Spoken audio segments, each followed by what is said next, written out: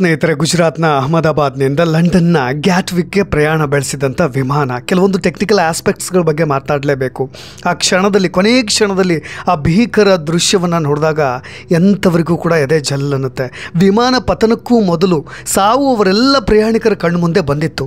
ನಿಮಗೆಲ್ಲ ಗೊತ್ತಿರೋ ಹಾಗೆ ಬೋಯಿಂಗ್ 7878 ಡ್ರೀಮ್ ಲೈನರ್ ವಿಮಾನದಲ್ಲಿ 247 ಪ್ರಯಾಣಿಕರು ಪ್ರಯಾಣವನ್ನು ಬೆಳೆಸಿದರು.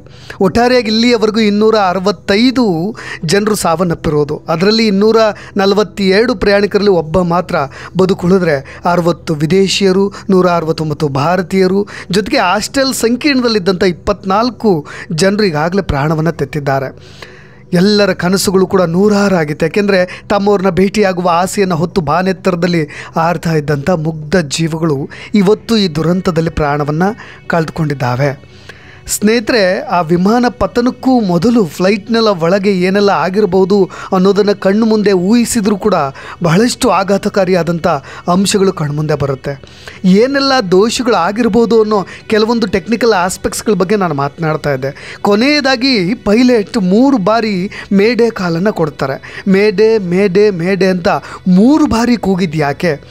ಆ ಟೆಕ್ನಿಕಲ್ ಅಂಶಗಳು ಏನು ಹೇಳುತ್ತೆ? ಯಾಕೆ 3 ಬಾರಿ ಕೂಗಬೇಕು?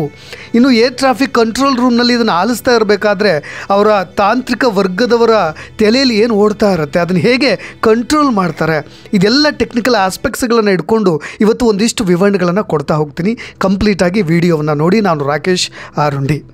ವಿಮಾನ ಪತನಕ್ಕೂ ಮೊದಲು ನಾನು ಹೇಳಿದಾಗೆ ಪ್ರಯಾಣಿಕರಿಗೆ, ಅಲ್ಲಿನ ಪೈಲಟ್ಗಳಿಗೆ, ಸಿಬ್ಬಂದಿಗಳಿಗೆ ಪ್ರಯಾಣಿಕರು ಎಷ್ಟೆಲ್ಲ ಕೂಗಾಡಿರಬೇಡ, ಆ ಪ್ರಾಣವನ್ನು ಉಳಿಸ್ಕೊಳ್ಬೇಕು ಅಂತ ಎಷ್ಟೆಲ್ಲ ದೇವರ ಹತ್ರ ಪ್ರಾರ್ಥಿಸಬೇಡ, ಜೊತೆಗೆ ಅಸಹಾಯಕತೆಯ ಪರಿಸ್ಥಿತಿ ಹೇಗಿರಬೇಡ ಅನ್ನೋದನ್ನು ನಾವೆಲ್ಲರೂ ಕೂಡ ಊಹೆ ಮಾಡಿಕೊಂಡ್ರೆ ನಮಗೆ ಒಂದು ರೀತಿಯಾದಂಥ ದೃಶ್ಯವೇ ಕಳು ಹಿಂಡುವ ರೀತಿಯಾಗಿರುತ್ತೆ. ಸ್ನೇಹಿತರೆ, ನಾನು ಆರಂಭದಲ್ಲಿ ಹೇಳಿದಾಗೆ 242 ಪ್ರಯಾಣಿಕರು ಪ್ರಯಾಣವನ್ನು ಬೆಳೆಸಿದ್ದು. ನಿಮಗೆ ಸರ್ದಾರ್ ವಲ್ಲಭಭಾಯಿ ಪಟೇಲ್ ವಿಮಾನ ನಿಲ್ದಾಣದಿಂದ ರನ್ವೇ 23ರಲ್ಲಿ ಆ ವಿಮಾನ ಪ್ರಯಾಣವನ್ನು ತೆಗೆದುಕೊಳ್ಳುತ್ತೆ. ನಿಮಗೆ ಲಾಸ್ಟ್ ಸಿಗ್ನಲ್ ಡ್ರಾಪ್ ಆಗಿರೋದು ಮೆಘಾನಿ ಸಮೀಪದಲ್ಲಿ, ಮೆಘಾನಿ ನಾಗರ ಸಮೀಪದಲ್ಲಿ ಆ ಸಿಗ್ನಲ್, ಲಾಸ್ಟ್ ಸಿಗ್ನಲ್ನ ಕಳೆದುಕೊಳ್ಳುತ್ತೆ. ಅಂದರೆ ನಿಮಗೆ ರನ್ವೇಯಿಂದ ಮೇಲೆ ಟೇಕ್ ಆಫ್ ಆಗ್ತಿದ್ದ ಹಾಗೆ ಕೇವಲ 20 ಸೆಕೆಂಡ್ನಲ್ಲಿ ಆ ಮೆಘಾನಿ ನಗರದ ಬಳಿಯಲ್ಲಿ ಅದು ಸಿಗ್ನಲನ್ನು ಕಳೆದುಕೊಂಡಿರೋದು. ಏನೆಲ್ಲ ಆಗಿರ್ಬೋದು ಕೊನೆಯ ಕ್ಷಣದಲ್ಲಿ ಅಂತ ಕ್ಯಾಪ್ಟನ್ ಆಗಿದ್ದಂಥ ಸುಮಿತ್ ಸಬರ್ವಾಲ್ ಜೊತೆಗೆ ಕ್ಲೈವ್ ಕುಂದರ್ ಇಬ್ಬರು ಕೂಡ ಬಹಳಷ್ಟು ನುರಿತ ಅನುಭವಿ ಕ್ಯಾಪ್ಟನ್ಗಳೇ ಆಗಿದ್ದರು. ಕೊನೆಯ ಕ್ಷಣದಲ್ಲಿ ಅಲ್ಲಿರ್ತಕ್ಕಂಥ ಸನ್ನಿವೇಶಗಳನ್ನು, ಆ ದೃಶ್ಯವನ್ನು, ಅವರು ಮಾತನಾಡಿರ್ತಕ್ಕಂಥ ಆಡಿಯೋಗಳು ಏನಿರಬೇಡ, ಯಾರಿಗೆಲ್ಲ ಅವರು ಸಂದೇಶವನ್ನು ಕೊಡಲಿಕ್ಕೆ ಹೋಗಿದ್ದರು, ಕೇವಲ ಒಂದು 69 ಸೆಕೆಂಡ್ಗಳಲ್ಲಿ ಏನೆಲ್ಲ ಆಗಿ ಹೋಗಿಬಿಡ್ತು ಎಲ್ಲದಕ್ಕೂ ಕೂಡ ಈಗ ಬ್ಲ್ಯಾಕ್ ಬಾಕ್ಸ್ ಸಿಗಬೇಕಾಗಿದೆ. ಅದರಲ್ಲಿ ಕೆಲವೊಂದಿಷ್ಟು ಮಾಹಿತಿಯನ್ನು ಈಗಾಗಲೇ ಹೆಕ್ಕಬೇಕಾಗಿದೆ. ಒಂದು ಬ್ಲ್ಯಾಕ್ ಬಾಕ್ಸ್ ಸಿಕ್ಕಿರೋದು, ಇನ್ನೊಂದು ಬ್ಲ್ಯಾಕ್ ಬಾಕ್ಸ್ಗಾಗಿ ಹುಡುಕಾಟವನ್ನು ಶುರು ಮಾಡಿರೋದು. ಒಟ್ಟಾರೆಯಾಗಿ ನಮಗೆ ಗೊತ್ತಿರೋ ಹಾಗೆ ಅದೇ ಈ ಬೋಯಿಂಗ್ 7878 ಡ್ರೀಮ್ ಲೈನರ್ ವಿಮಾನದಲ್ಲಿ ಬರೋಬ್ಬರಿ 1,26,206 ಲೀಟರ್ ಇಂಧನ ಸಾಮರ್ಥ್ಯವನ್ನು ತುಂಬಿಸ್ಕೊಂಡು ಹೋಗ್ತಾ ಇದ್ದರು. ಸಮಯ ಮಧ್ಯಾಹ್ನ 1:38ಕ್ಕೆ. ಆದರೆ 625 ಅಡಿ ಎತ್ತರಕ್ಕೆ ಹೋದ ನಂತರ ಅದು ಟೇಕ್ ಆಫ್ ಆಗಬೇಕಾಗಿತ್ತು. 625 ಅಡಿ ಎತ್ತರಕ್ಕೆ ಹೋದ ಮೇಲೆ ಇನ್ನೂ ಕೂಡ ಅಪ್ ತೆಗೆದುಕೊಂಡು ಅಲ್ಲೊಂದು ಲ್ಯಾಂಡ್ ಸ್ಟೇಜ್ಗೆ ಹೋಗಬೇಕಿತ್ತು. ಒಂದು ಕಾನ್ಸ್ಟೆಂಟ್ ಸ್ಟೇಜ್ಗೆ ಹೋದ ನಂತರ ಕಂಟಿನ್ಯೂಟಿಯಾಗಿ ಫ್ಲೋ ಆಗುತ್ತೆ ವಿಮಾನ. ಆದರೆ ನಿಮಗೆ ಅದು 60 ಅಡಿಗೆ ಆ ಫ್ಲೈಟ್ನ ಗಾಲಿಗಳು ಒಳಗೆ ತೆಗೆದುಕೊಳ್ಳೋದು ನಮ್ಮ ಟೆಕ್ನಿಕಲ್ ಆಸ್ಪೆಕ್ಟ್ಸ್ಗಳ ಒಂದು ಅಂಕಿಅಂಶಗಳ ಆಧಾರದಲ್ಲಿ ಹೇಳೋದಾದರೆ, ಯಾವುದೇ ವಿಮಾನವಾಗಲಿ 60 ಅಡಿ ಎತ್ತರಕ್ಕೆ ಹೋಗ್ತಾ ಇದ್ದಾಗೆ ಆ ಫ್ಲೈಟ್ನ ಗಾಲಿಗಳು ಒಳಗೆ ತಗೊಳ್ತವಂತ. ಆದರೆ ಇದು 60 ಅಡಿಗೆ ಹೋದ ಮೇಲೂ ಕೂಡ, ಅಂದರೆ ಅದು 625 ಅಡಿ ಎತ್ತರಕ್ಕೆ ಹೋದ ನಂತರವೂ ಕೂಡ ಆ ವಿಮಾನದ ಗಾಲಿಗಳು ಒಳಗೆ ತೆಗೆದುಕೊಂಡಿರಲಿಲ್ವಂತೆ. ತಕ್ಷಣಕ್ಕೆ ಒಳಗೆ ಹಾಕ್ತಾ ಇರ್ತಕ್ಕಂಥ ತಾಂತ್ರಿಕ ದೋಷಗಳನ್ನು ಅರಿತುಕೊಂಡಂಥ ಕ್ಯಾಪ್ಟನ್ ಆಗಿದ್ದಂಥ, ಪೈಲಟ್ ಆಗಿದ್ದಂಥ ಸುಮಿತ್ ಸಬರ್ವಾಲ್ ಅವರು ತಕ್ಷಣಕ್ಕೆ ATCಗೆ ಇನ್ಫಾರ್ಮೇಷನನ್ನು ಕೊಡಲಿಕ್ಕೆ ಸ್ಟಾರ್ಟ್ ಮಾಡ್ತಾರೆ. ನಿರಂತರ ಸಂಪರ್ಕಕ್ಕೆ ಬರಲಿಕ್ಕೆ ಸ್ಟಾರ್ಟ್ ಮಾಡ್ತಾರೆ. ಕೇವಲ ಅದಾಗಿರೋದು ಕೇವಲ ನಿಮಗೆ 30ರಿಂದ 40 ಸೆಕೆಂಡ್ಗಳಲ್ಲಿ. ನಾನು ಅದಕ್ಕೆ ಹೇಳ್ತಾ ಇರೋದು, ಅವರೆಲ್ಲರೂ ಕೂಡ ಅಲ್ಲಿರ್ತಕ್ಕಂಥ ಗಗನ ಸಖಿಯರಿಂದ ಹಿಡಿದು ಟೆಕ್ನಿಷಿಯನ್ಸಿಂದ ಹಿಡಿದು ಏನೆಲ್ಲ ಆಗಿರ್ಬೋದು ಅಂತ ತಕ್ಷಣಕ್ಕೆ ನಿರಂತರವಾಗಿ ATC ಅವರಿಗೆ, ಅಂದರೆ ಏರ್ ಟ್ರಾಫಿಕ್ ಕಂಟ್ರೋಲ್, ನಿಮಗೆ ವಿಮಾನ ನಿಲ್ದಾಣಗಳಲ್ಲಿ ಒಂದು ಬಹಳಷ್ಟು ಎತ್ತರದ ಅಂತರದಲ್ಲಿ ಒಂದು ಉದ್ದನೆಯ ಒಂದು ಕಟ್ಟಡದಲ್ಲಿ ನಿರ್ಮಿತವಾದಂಥ ಮೇಲೆ ಗ್ಲಾಸ್ನಲ್ಲಿ ಅಲ್ಲಿ ಒಂದು 4-5 ಸಿಬ್ಬಂದಿಗಳು ಅದೇ ನಾನು ಹೇಳ್ತಿದ್ನಲ್ವ, ಇದು ATC ಕಂಟ್ರೋಲ್ ರೂಮ್ ಅಂತ ಹೇಳಿ ಕರೀತಾರೆ. ಅಂದರೆ ಏರ್ ಟ್ರಾಫಿಕ್ ಕಂಟ್ರೋಲ್ ರೂಮ್ ಅಂದರೆ ಬೇರೆ ಯಾವುದೇ ರೀತಿಯಾಗಿ ಸೈಬರ್ ಮುಖಾಂತರವಾಗಿಯೂ ಕೂಡ ಅಲ್ಲಿನ ಸಿಗ್ನಲ್ಗಳನ್ನು ತಪ್ಪಿಸಿ ವಿಮಾನದ ದಿಕ್ಕನ್ನು ಬದಲಿಸುವ ಕೆಲಸಗಳು ಕೂಡ ಆಗ್ತಿರುತ್ತೆ. ಅದನ್ನೆಲ್ಲವನ್ನು ಕೂಡ ಕಂಟ್ರೋಲ್ ಮಾಡ್ತಿರ್ತಾರೆ.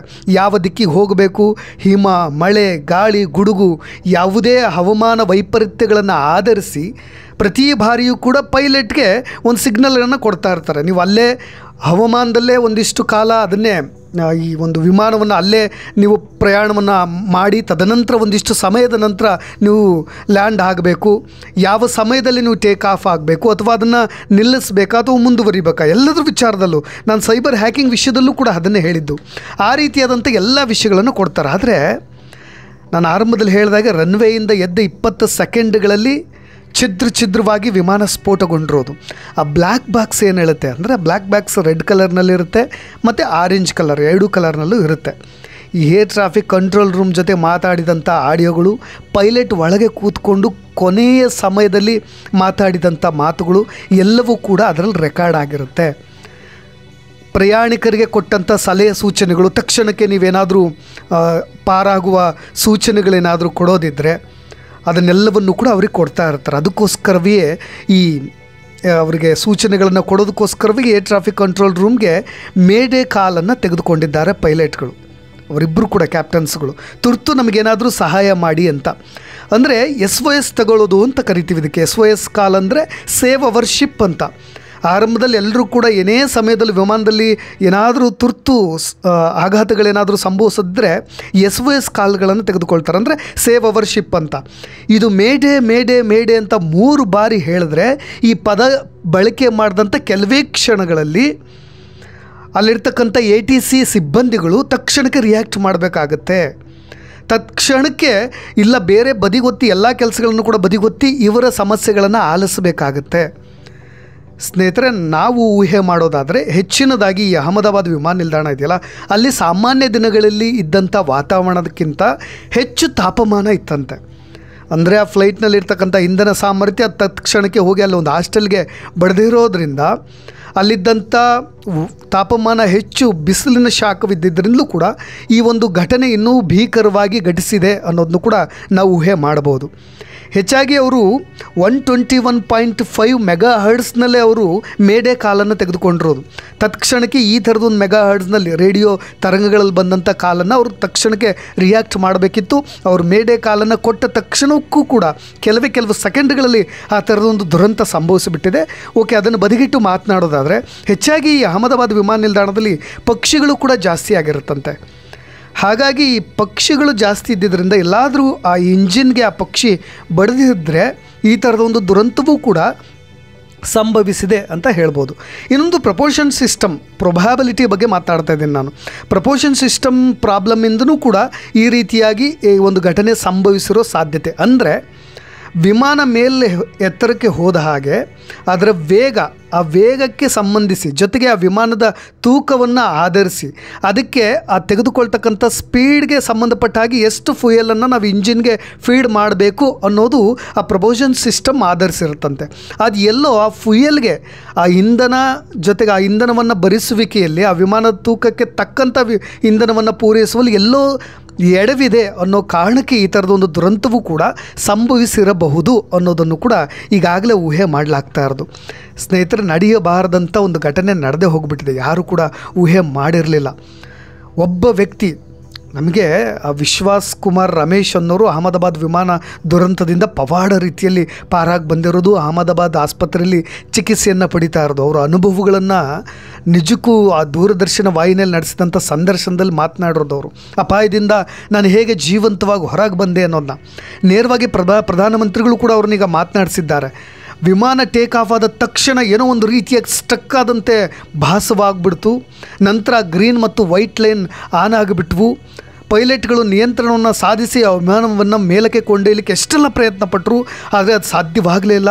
ಆ ವೇಗದಿಂದ ವಿಮಾನ ಪತನಗೊಳ್ತು. ಇನ್ನೇನು ನಾನು ಕೂಡ ನನ್ನ ಪ್ರಾಣ ಪಕ್ಷಿ ಹಾರು ಹೋಗುತ್ತೆ ಅಂದ್ಕೊಂಡೆ. ಆದರೆ ನಾನು ಕಣ್ಣು ತೆರೆದಾಗ ನಾನು ಬದುಕಿರೋದನ್ನು ನೋಡಿದೆ. ನಾನು ನನ್ನ ಸೀಟ್ ಬೆಲ್ಟನ್ನು ತೆರೆದು ಹೊರಗೆ ಬಂದೆ. ನನ್ನ ಕಣ್ಣೆದರಲ್ಲೇ ಅಂಕಲ್ಲು, ಆಂಟಿಗಳು, ಜೊತೆಗೆ ಗಗನಸಖಿಯರು, ನನ್ನ ಸಹೋದರ ಎಲ್ಲರೂ ಕೂಡ ಪ್ರಾಣವನ್ನು ಬಿಟ್ಟಿದ್ದರು. ಆದರೆ ನಾನು ಭೂಮಿಯ ಹತ್ತಿರ ಬಂದು ಬಿದ್ದಿದ್ನಲ್ಲ, ನಾನಿರ್ತಕ್ಕಂಥ ಗ್ರೌಂಡ್ ಫ್ಲೋರ್ನಲ್ಲಿ ಜಾಗವಿತ್ತು, ಅಲ್ಲಿಂದ ನಾನು ಹೊರಗೆ ಬಂದುಬಿಟ್ಟೆ ಅನ್ನೋ ಒಂದು ಆಘಾತಕಾರಿಯಾದಂಥ ಅಂಶಗಳನ್ನು ಆ ವ್ಯಕ್ತಿ ಹಂಚಿಕೊಳ್ಳೋದು ನಿಜಕ್ಕೂ ಬಹಳ ದುಃಖಕರವಾದಂಥ ಸಂಗತಿ. ಯಾರು ಕೂಡ ಊಹೆ ಮಾಡಿರ್ಲಿಕ್ಕೆ ಸಾಧ್ಯವಿಲ್ಲ. ಈ ರೀತಿಯಾದಂಥ ಭಾರತ ಕಂಡಂಥ ಘನಘೋರ ದುರಂತ ಅಂತಲೇ ಅನ್ಬೋದು. ಪ್ರತಿಯೊಬ್ಬರು ಕೂಡ ಇತ್ತೀಚೆಗೆ ಇದಕ್ಕೆ ಸಂಬಂಧಪಟ್ಟಾಗ ಒಂದು ವಿಡಿಯೋ ಇದೆಯಲ್ವ, ಅವರೆಲ್ಲರನ್ನ ಹೊತ್ತು ಪ್ರಯಾಣಿಕರನ್ನ ಹೊತ್ತು ಬಾನೆತ್ತರದಲ್ಲಿ ಹಾರ್ತಾ ಇರಬೇಕಾದ್ರೆ ಆ ಮುಗ್ಧ ಜೀವಗಳು ಹೇಗೆ ಬಲಿಯಾದವು ಅನ್ನೋ ಒಂದು ವಿಡಿಯೋ ಈಗಾಗಲೇ ವೈರಲ್ ಆಗ್ತಾ ಇರೋದು.